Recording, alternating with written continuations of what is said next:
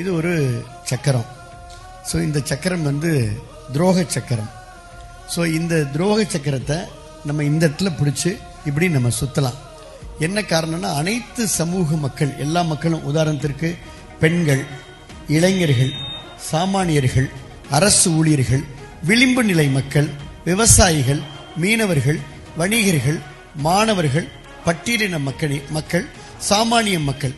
So இத்தனை சமூக மக்கள் இன்றைக்கு தமிழகத்தில் இதை நம்ம செக்டாரா பிரிக்கலாம். இந்த மக்களுக்கான ஒவ்வொரு வாக்குறுதியையும் நிறைவேற்றி தந்திருக்கிறோம் அப்படின்னு இந்த அரசு சொல்லுது.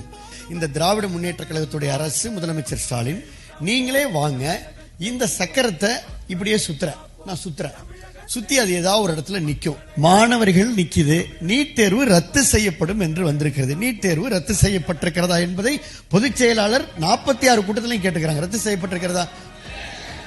வந்தோடனே முதல் கையெழுத்துல ஒழிப்போன்னு சொன்னது எதை? இப்ப ஒழிச்சிட்டாங்களா? இவ்வளவுதான்.